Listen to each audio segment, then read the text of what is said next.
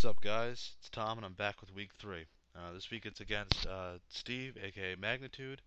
He's a good friend of mine, and someone I really enjoy battling. If you look at his team right off the bat, this is a really long battle, and I'll warn you guys now, that Klefki and Jellicent just kind of add a lot of time to this, but hey, we'll break through. We got this. Alright, so we start to Ditto. I know what this thing does. It's a Scarf Imposter set. Nothing really changes when it comes to Ditto, especially since it got Imposter. He turns into my Scissor. He knows what my Scissor set is. So he goes for U-turn. It doesn't do much since it's a Scarf. I have it's going to be faster, but I also get switch advantage, which I'm okay with. So I go for U-turn. Again, I don't want to stay in. The clef keys are just kind of obvious. I know that this thing's defensive, and I know that this thing can take on Scissor no problem with the Swagger and the T-Wave and the blah blah blah blah. So I go into Delphox. I was talking to him. I actually hung out with him the weekend. No, I battled him during the when I hung out with him. He knew what this thing did with Magician and stuff. I go for the obvious Flamethrower.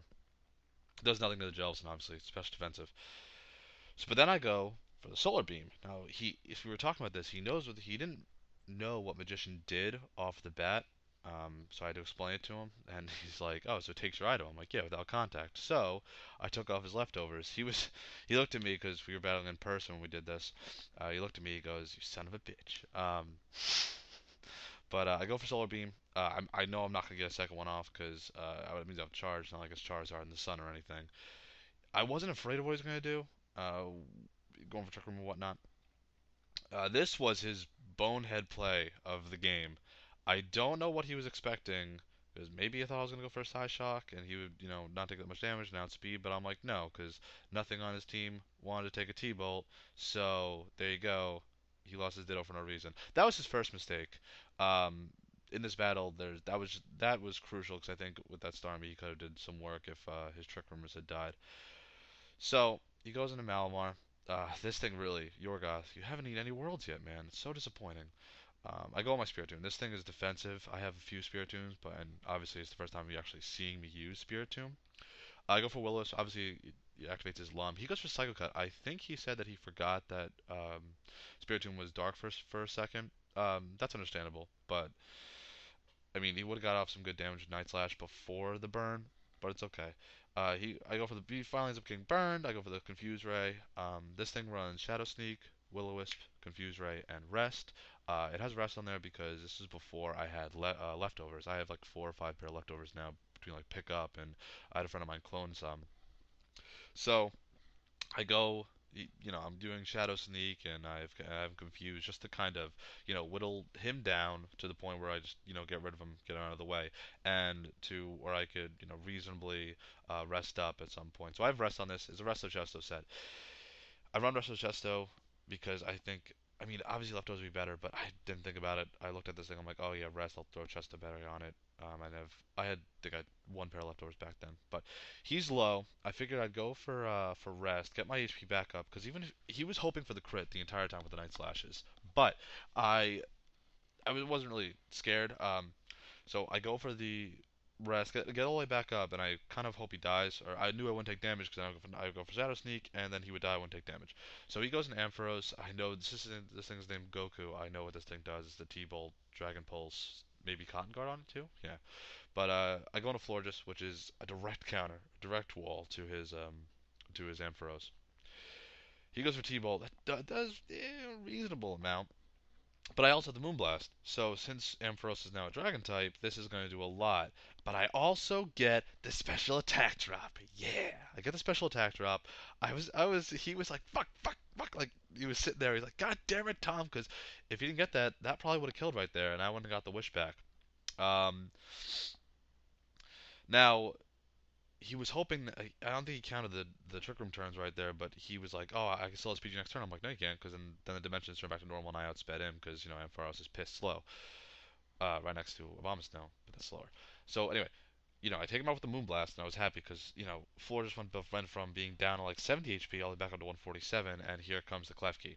Now, Klefki comes in. I don't want to take this, and I know that Spiritomb, Spiritomb takes this on rather well. Now, I will apologize. This is the longest part of the battle. I sped it up as best as I could. It's just an ordeal. This right here, and I will explain, was an ordeal between him and I. I have my wall Spiritomb out, and he has his Klefki out. Now Klefki obviously does the whole swagger, sub, foul play, shenanigans, and my Spiritomb is a wall that has Shadow Sneak, Will-O-Wisp. Now he was hoping the entire time, like he was going for the sub, going for the swagger. He was hoping to break through. So I think if right here, I think it's two times that I've broken through. Two times? Yeah, two times. So I've broken here twice. Three times. Three times. Every time, I think after about this time, he was like, "Why haven't you hit yourself yet? Why haven't?" And I think it might have been karma for his battle against Shady. At least it's what I think. He gets damage off. Now, if I had leftovers here, the foul play wouldn't have really been doing anything, and I probably, after about two turns, would have been getting back the amount that he would be doing with me with foul play, or even if I hit myself. But of course, hindsight's 20/20. But I'm not worried about this. He keeps coming for swagger, and that was four, and I think this next turn is five. So I think I break through five times right here out of the confusion. And every time I did this, he was like, "Fuck!" Like he was getting like mad. He's like, "How are you doing this?" I was like, and my only thing I had to say about it was, Spiritomb just isn't confused. He has his eye on the prize, and that's seeing your Klefki dead. Um, and the nice thing was, since he only has leftover recovery, these subs aren't really are hurting him in the long run because he keeps giving me plus two, plus two, plus two. Now I'm thinking of plus four. I think he puts me at plus six right about here. So he puts me at plus six. So every time I go through with the Shadow Sneak, without the Reflect Up, obviously, I break his sub. Um, and okay, there's the first time I hit myself with confusion, and I'm really low. So I'm pretty sure that if I just get a Shadow Sneak off, I can put him down to at least yellow. Or no, he subs. I thought I was gonna swagger there. Okay, it's his next turn. So I go for the Shadow Sneak. Okay, that's six or seven, I think, right there that I break through. Um, or is it eight? I don't care. So I go for that Shadow Sneak. I break his. I didn't know I didn't break his sub. Now I think I break his sub because I am at plus six, and as defensive as this thing is, it's not resisted. So since the Ghost type just cuts through steel normally, it just breaks the sub, and he's down at yellow, or now he's back at green. But if he goes for the sub again, he's gonna like he does. He's lower again. So I'm taking away his HP. He was hoping he's like just hit yourself, god damn it! Like he was hoping for the crit with uh with Malamar. Now he's hoping for the confusion hacks on my Spiritomb, and he still doesn't get it. So there's eight times I break through confusion hacks. He was a little upset, guys, just a little upset. But I thought it was funny because I mean, I won't call it karma, but I was happy that didn't happen because based on the fact that he already lost Ditto and Ampharos, this thing would have been a pain in my ass because I don't really want to use like Florida to take this thing down because it's resisted and I have nothing to hit it with, and I have Delphox and Charizard. But again, if they hit themselves, then I'm really at a loss here because then he goes like foul play, and I don't want to deal with any of that. So I bring in Delphox. I do hit myself, which is unfortunate. And I think he goes for a sub here, or he's... Oh, he switches out. Because he doesn't want to take the flamethrower, even if I did break through. Because if you go for subs, I at this rate right now with this whole confusion hacks thing, he doesn't want it. He's like, I'm done with this. He needs to switch out to save it for later because he was in his head that was his only capability of winning. Goes into Jellicent. I was thinking this thing was gonna go for Scald. It was so obvious, but I go into Starmie because I didn't have a problem. This thing could take on the Jellicent, no problem. Even got a burn. Okay, go for Thunderbolt.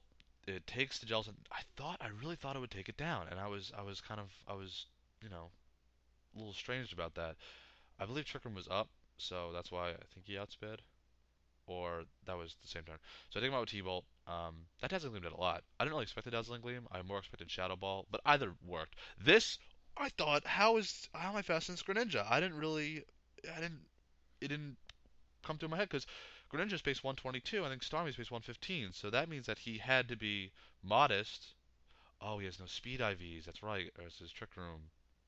Maybe. Whatever. So he knocks me out with a combination of Power Punch, Water Shuriken. But I was surprised that I outsped because I thought, I was just like, screw it, just let it die. I can go into Scissor and I could BP, and even if he switches into Klefki, I'd be okay. So he needed, I think, 5 hits and a crit to kill me with the Water Shuriken, the +1 Water Shuriken. But he doesn't get that, thankfully enough for me. Go me. This battle is really not in Steve's favor. So I go for BP, have some good damage on him, and I knock him out. So he goes in the Klefki. I was like, oh, I should not die. Damn it. I was like, I really need him to die. So he swaggers me, and I was just like, I want this battle to be over. I really did, because after that ordeal between Spiritomb and Klefki, I was just like, I don't want to do this anymore. So I do hit myself, and he does go for foul play. So another kill for Klefki. So Klefki got 2 kills this match. Two? 2 kills. Oh, man, Klefki is miraculously climbing up the ranks. Fuck you, Sam Hammer.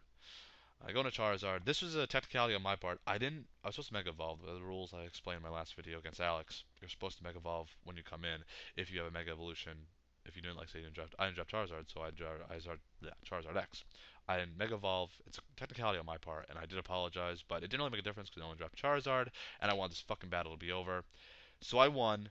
The San Jose Sharpedos are finally on the board. Thank you, God.